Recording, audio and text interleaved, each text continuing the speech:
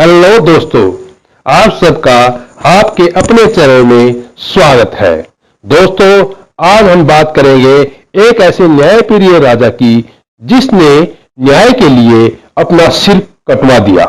जी हाँ दोस्तों, शहंशाह बहुत न्यायप्रिय शासक थे। उन्होंने अपने महल के प्रवेश द्वार पर एक घंटा लगवा दिया। जिसको भी शिकायत हो वह उस घंटे को बजा सकता था ताकि शहंशाह आवाज को सुनकर न्याय कर सके। उनके राज्य में गरीब अमीर छोटे बड़े सबसे साथ न्याय किया जाता था। शहंशाह की दृष्टि में कानून सबके लिए बराबर था। शहंशाह अपराधी को दंड और निर्दोष को क्षमा करके सबके साथ न्याय करते थे। कई लोग न्याय के लिए शहंशाह के दरबार में अपनी शिकायतें लेकर आते थे। शहंशाह की पत्नी नूरजहां एक दिन धनुर्विद्या का अभ्यास कर रही थी। नूरजहां ने कुछ चुने हुए निशानों पर ही तीर चलाए। अभ्यास करते करते एक तीर नूरजहां ने हवा में चलाते हुए नदी की तरफ चला दिया, जो वहीं कहीं गिर पड़ा। इसके बाद नूरजहां अपने महल लौट आई। कुछ देर में महल के प्रवेश द्वार पर लगा हुआ घंटा जोर जोर से बजने लगा। पहरेदार ने देखा कि एक धोबन सिसकियां लेकर रो रही है। उसके पास जमीन पर एक मृत शरीर रखा है और उसके हाथ में खून से सना हुआ तीर था। पहरेदार उस धोबन को शहंशाह के पास ले गया। धोबन ने शहंशाह को सलाम करके इंसाफ की दुहाई देने लगी।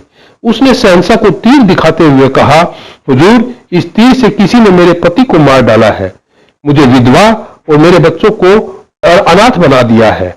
अब मेरी और मेरे बच्चों की परवरिश कौन करेगा? शहंशाह ने उस तीर को उठाकर देखा तो उस पर शाही मुहर लगी थी। शहंशाह समझ गए कि निश्चय ही इस दुखद घटना को अंजाम किसी महल के ही व्यक्ति ने दिया है। उन्होंने पहरेदार को आदेश दिया, जिस दिन यह घटना हुई उस दिन धनुर्विद्या का अभ्यास कौन कर रहा था?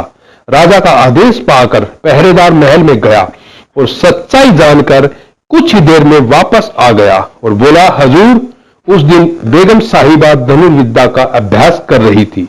शहंशाह ने तुरंत नूरजहां को दरबार में बुलाया। जैसे ही नूरजहां दरबार में हाजिर हुई तो शहंशाह ने अपनी कमरबंद से छुरा निकालकर धोबन को देते हुए कहा, तुम नूरजहां की वजह से ही विधवा हुई हो, इसलिए तुम इस छुरे से मुझे मारकर नूरजहां को विधवा कर दो। ऐसा करने से तुम्हें न्याय जरूर मिलेगा। शहंशाह का न्याय सुनकर धोबन बहुत लज्जित हुई और बोली, हजूर, आपकी हत्या करने से मेरा पति जीवित नहीं होगा, फिर मैं आप जैसे न्यायप्रिय शहंशाह की हत्या करने का पाप कैसे कर सकती हूं?